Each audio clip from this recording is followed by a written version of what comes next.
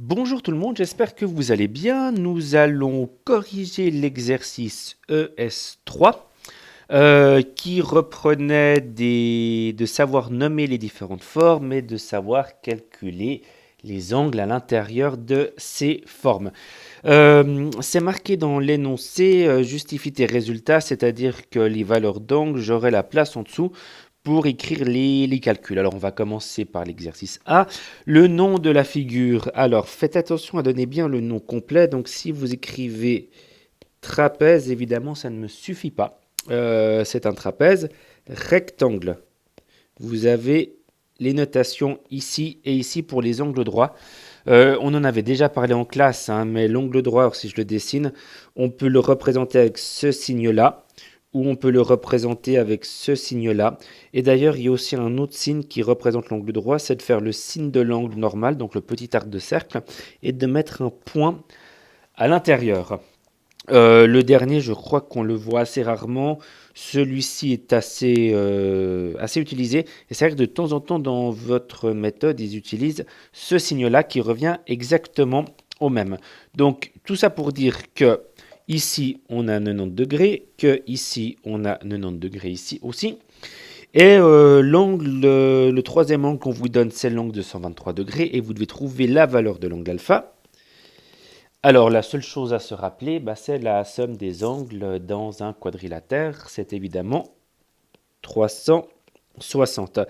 Donc, à ce total d'angles, je vais lui enlever les trois autres angles. Donc, l'angle de 123 degrés, l'angle de 90, l'autre angle de 90. Et en faisant le calcul, je trouve un angle de 57 degrés que je vais remettre ici.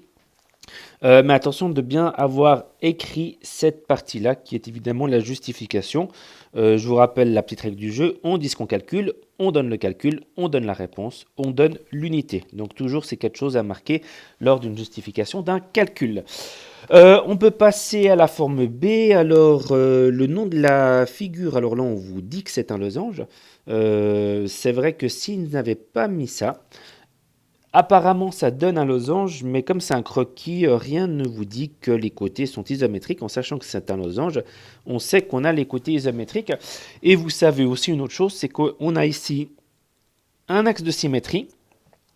Euh, Ça veut dire que l'angle en face vaut aussi 120 degrés. Et d'ailleurs, on a un autre axe de symétrie qui est là. Et comme on a un angle bêta en haut, on a un angle bêta en bas. Donc, si je fais le calcul, donc si j'additionne ces quatre angles, je dois trouver aussi 360 degrés, vu que c'est un quadrilatère. Donc, si on fait 120 plus 120, qui est mal écrit, je vais le refaire, 120 plus plus bêta une deuxième fois, la somme de tous ces angles-là fait 360 degrés, si vous voulez, à la limite. Oui, non, laissons peut-être le petit degré. Euh, on peut réduire ça. Vous pouvez voir en fait cette égalité-là comme une équation, c'est-à-dire que cette égalité-là sera juste pour une certaine valeur de l'angle bêta qui sera la solution de l'équation. Donc on réduit 120 plus 120, ça fait du coup 240, plus bêta, c'est-à-dire plus de bêta, est égal à 360. J'enlève l'unité en imaginant que je suis dans une résolution d'équation. J'enlève mes 240 des deux côtés en faisant ma règle d'équivalence. 2 bêta est égal à 120 et je divise par le coefficient de l'inconnu. Donc je divise par 2 et j'ai bêta est égal à 120 divisé par 2 qui vaut 60 degrés. Et voilà, on a une application directe de la résolution d'équations dans un problème d'angle de polygone. L'exercice C, alors nom de la figure ABC, même chose que pour l'exercice A, c'est-à-dire que si vous dites que triangle, ça ne suffit pas. C'est un triangle particulier qui a deux côtés isométriques. Donc le triangle, c'est un peu petit, triangle isocèle, c'est déjà mieux, mais ça ne suffit toujours pas. Il est isocèle en quel sommet? Il est isocèle au sommet A. Triangle isocèle, je vais l'écrire ici, en A. Alors c'est un petit peu petit, mais on y arrive quand même sur deux lignes. Déterminer la valeur de l'angle gamma. Alors, on sait que la droite B qu'on vous a dessinée, représentée, alors c'est marqué, c'est la bisectrice. Cette droite n'est pas que la bisectrice, parce que comme le triangle est isocèle en A, toutes les droites particulières, donc à savoir bisectrice, hauteur, médiatrice, médiane, toutes les droites particulières qui passent par le point A seront confondues. Ça sera les mêmes droites. Donc comme on vous dessine une bisectrice, eh ben, cette bisectrice est aussi une hauteur. Et donc, ici, on a un angle droit. Faites attention, on a souvent tendance à mettre cet angle droit, qui ici, c'est quelque chose qui est correct. Mais si on ne vous avait pas dit que le triangle était isocèle, mettre cet angle droit-là aurait été faux. C'est que dans le cas d'un triangle isocèle que la bisectrice est aussi la hauteur, ou dans le cas d'un triangle équilatéral. Si le triangle avait été quelconque, cet angle-là n'aurait sûrement pas valu 90 degrés. Donc je rappelle, ici c'est le cas, on peut mettre 90 degrés. Pourquoi? Parce qu'on vous dit que le triangle est isocèle, et donc du coup que la bisectrice B est aussi la hauteur. Donc où est-ce que j'en étais? Oui, on peut calculer d'abord cet angle-là, qui ne porte pas de nom, alors on va pouvoir l'appeler par exemple alpha. Alors on va aller dans l'ordre, alpha c'est 180, donc je travaille d'abord dans ce petit triangle que j'assure. Donc c'est 180 moins 90 moins 40. 180 moins 90 moins, 40, ça fait du coup un angle de 50 degrés.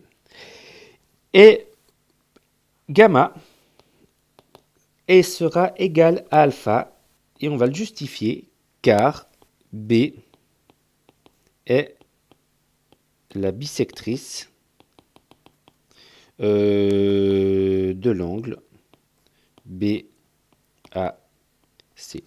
Comme cette droite-là est la bisectrice, c'est-à-dire que cette droite coupe cet angle en deux angles identiques, équivalents, isométriques. Donc l'angle alpha et l'angle bêta, l'angle alpha et l'angle gamma, pardon, sont les mêmes. Voilà, donc au final, comme gamma est égal à alpha, et comme alpha vaut 50 degrés, ah bah, gamma vaut aussi 50 degrés. N'oubliez pas, vraiment, on vous demande de tout justifier. Donc ici, première étape, on justifie par un calcul. Et là, deuxième étape, on ne fait pas un calcul, mais on fait un raisonnement qui doit être écrit pour avoir la justification complète. Ok, il nous reste un dernier exercice à faire, c'est l'exercice D. Donc le nom de la figure, alors, c'est aussi un triangle. Alors, on va déjà le marquer. Triangle, il est aussi isocèle, parce qu'on a deux longueurs isométriques. Et on a en plus ici la notation d'un angle droit, donc c'est un triangle isocèle rectangle. Voilà. Et là, on a donné le nom complet. Je vais juste effacer ce que j'ai entouré ici. Donner la valeur de cet angle-là qu'on appelle delta. Alors, si le triangle isocèle rectangle, vous pouvez presque connaître par cœur ces angles, c'est toujours les mêmes. Hein. Il y a un angle de 90 degrés, vu qu'il est rectangle, et les deux autres angles, c'est ce qui reste quand on a enlevé 180, quand on a enlevé 90 à 180, et qu'on doit diviser en deux angles isométriques. Pourquoi? Parce qu'on sait que comme le triangle il est isocèle, cet angle est égal à cet angle. Donc, si je fais le calcul dessous, j'ai 180 degrés